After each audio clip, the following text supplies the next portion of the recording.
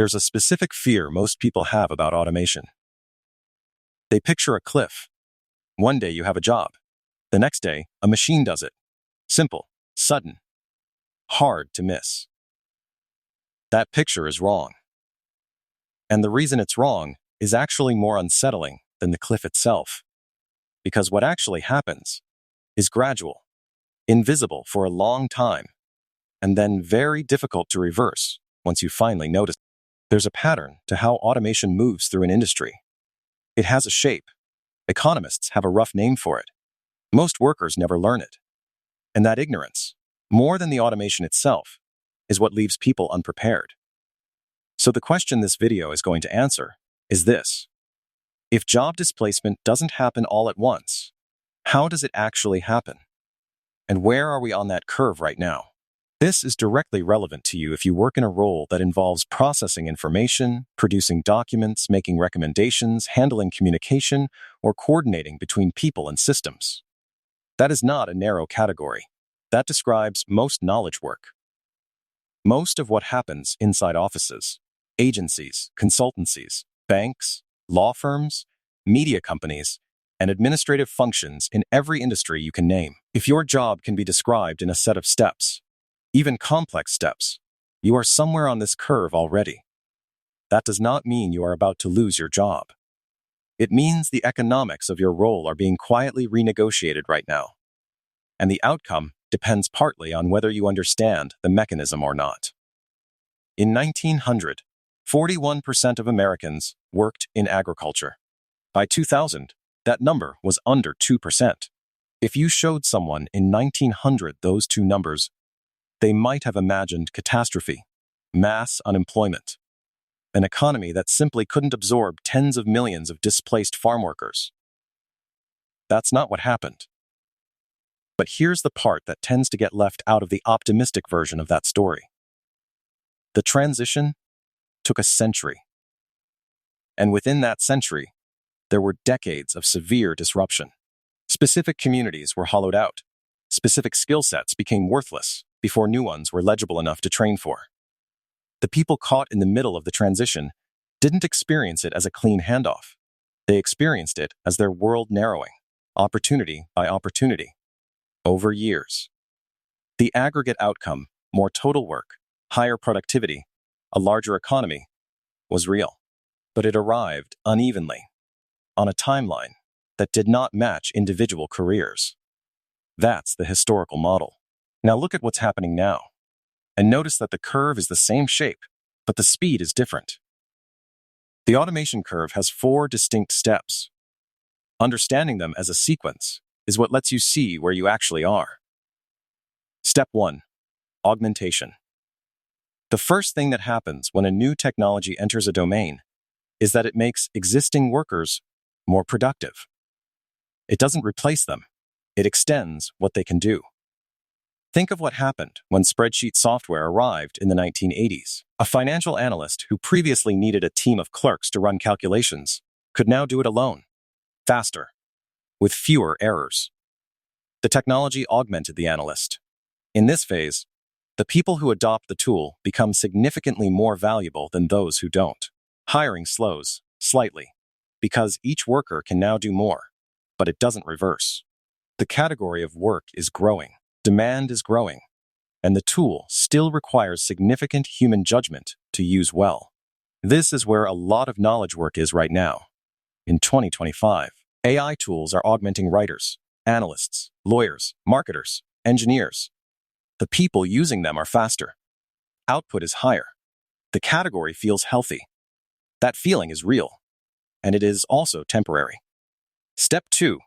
Substitution at the margins. Now that you understand augmentation, here's why that matters for what comes next. When a tool makes workers more productive, organizations gradually recalibrate. They realize they no longer need as many people to produce the same output. They don't announce this. They don't lay off a department. They just stop hiring at the previous rate. Specifically, they stop hiring for the entry-level and junior roles. Because those roles were always, to some degree, about producing volume. Drafting, formatting, summarizing, researching, organizing, work that an augmented senior person can now do in a fraction of the time, or that the AI can do directly with light supervision. This is the marginal substitution phase. Headcount at the senior level holds. Sometimes it even grows. But the pipeline below it quietly disappears. Here's a concrete example. Major law firms in the US and UK, starting around 2023 and accelerating into 2024 and 2025, began reducing their intake of junior associates in document review, discovery, and contract analysis. Not because partners became cheaper, because AI tools could now handle the volume work that junior associates used to do, at a fraction of the cost. The senior lawyers are fine. Their judgment, their client relationships, their courtroom experience, that's not substituted. But the path that used to run through 5 years of junior work before you got access to that senior tier, that path is getting narrower. This is the part most people miss. The cliff they're watching for is at the senior level. The actual disruption is happening at the entry point. And entry points are how entire generations of workers build the experience needed to get to the senior level. Step 3. Role compression. But here's where most people get stuck when they think about this. They assume substitution at the margins stays at the margins. It doesn't. It compounds. As junior roles shrink, organizations develop a new problem. The people who are still there are increasingly generalists who use AI tools to cover a wider surface area. They can do what used to require 3 people, but they can't fully replicate the institutional knowledge and workflow that got built up over decades of having a full team. So companies start redesigning the role itself. Instead of a team of specialists, you get a smaller team of people who are comfortable directing AI systems. People whose job is less about doing the work and more about overseeing, editing, and making judgment calls on the work. The category doesn't disappear. It compresses. Fewer people, each doing more, each needing a different and higher order skill profile than the people who held those roles 5 years earlier. Think of a mid-sized marketing department that used to have a copywriter, a social media manager, a content strategist, and a designer.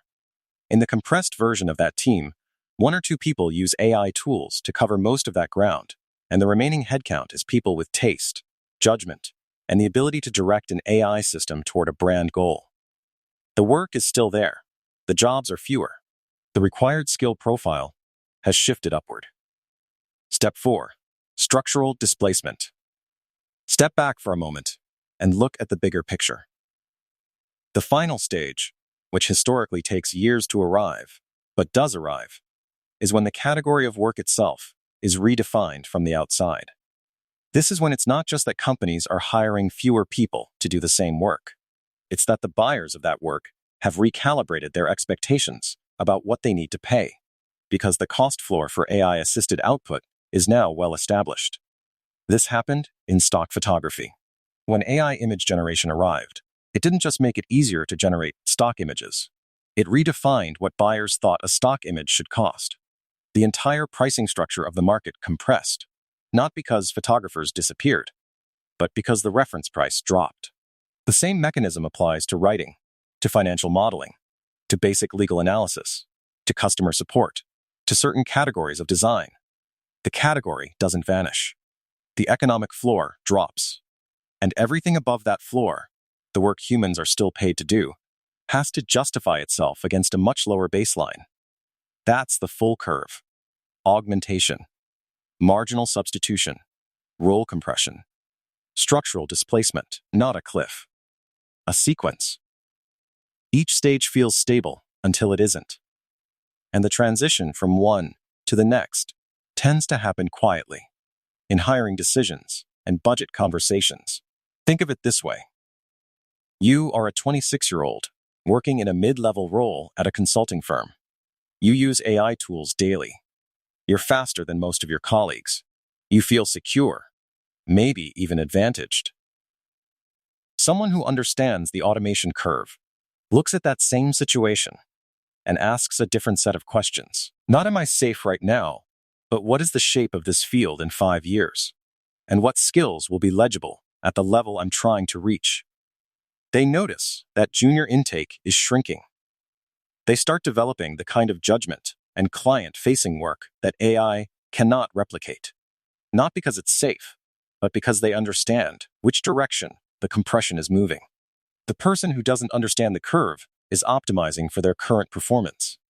The person who does is building toward a role that will still exist in the compressed version of their field. Same tools, same workplace, completely different orientation toward the future. The mental model worth taking from this video is what I'd call the horizon question. Instead of asking, is my job safe? Ask, what is the most entry-level version of my role? The thing that represents the bottom of my field. And is that still being hired for? Because that's your early warning system. Senior roles are the last to go. Junior roles are the first. If the pipeline at the bottom of your field is narrowing, it doesn't mean your current role is at risk tomorrow.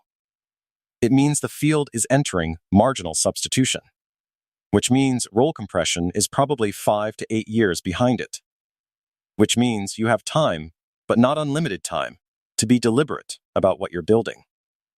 The horizon question is not about panic. It's about using the early signal that's actually available, rather than waiting for the disruption to reach you directly. So, back to the original question. If job displacement doesn't happen all at once, how does it actually happen? It happens in stages. Augmentation first, then quiet substitution at the margins, then role compression, then a structural repricing of the entire category. Each stage disguises the next. Each stage feels stable until the transition happens. The one-sentence version. The automation curve is dangerous not because it's fast, but because each phase looks like stability until you're already in the next one. Now, knowing that the curve exists and knowing where you are on it, those are two different things. The question this video doesn't answer is, how do you accurately read which stage your specific field is in right now? And what does that actually mean for which skills to build next? That's the next video.